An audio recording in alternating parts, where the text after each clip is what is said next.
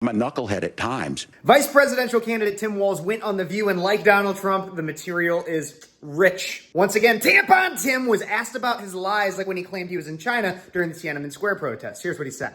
Can't there be no gray area? And how would you convey to voters they may be concerned that there's a trust issue? Yeah, I do think you have to be careful about this. It's stating, in Hong Kong in August of 89, 35 years ago. I think people do separate that between a pathological liar like Donald Trump. They get it out there. But I do think it's important that we're careful about how we speak. It's something for me is I think being a teacher, being a coach, I just speak from my heart. I speak honestly. I speak in the moment. And in preparing for a debate, I told my team that I felt like I'm at a disadvantage in a debate because my tendency is to just answer the question that you're asked as quickly as you can. Much grace is a bear in a tutu. Tim Walz danced around that question and then finally gets to a point where he says, I was at a disadvantage because I like to get straight to the point in the answers of my questions. Ironic, right? Why don't we actually fact check that with the debate in which he was asked about his lying about going to Tiananmen Square? Governor Walz, you said you were in Hong Kong during the deadly Tiananmen Square protests in the spring of 1989.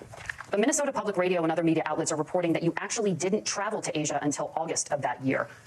Can you explain that discrepancy? Yeah, well, and to the folks out there who didn't get at the top of this, look, I grew up in small rural Nebraska, town of 400, town that you rode your bike with your buddies till the streetlights come on, and I'm proud of that service. I joined the National Guard at 17, worked on family farms, and then I used the GI Bill to become a teacher, passionate about it, a young teacher.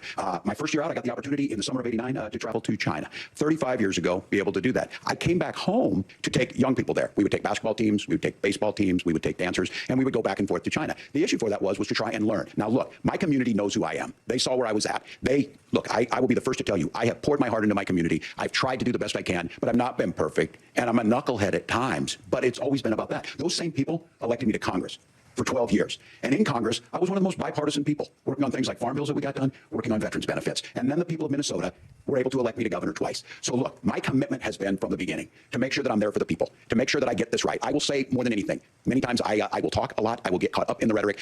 But being there, the impact it made, the difference it made in my life, I learned a lot about China. I hear the critiques of this. I would make the case that Donald Trump should have come on one of those trips with us. I guarantee you he wouldn't be praising Xi Jinping about COVID. And I guarantee you he wouldn't start a trade war that he ends up losing. So this is about trying to understand the world. It's about trying to do the best you can for your community. And then it's putting yourself out there and letting your folks understand what it is. My commitment, whether it be through teaching, which I was good at, or whether it was being a good soldier or was being a good member of Congress, those are the things that I think are the values that people care about.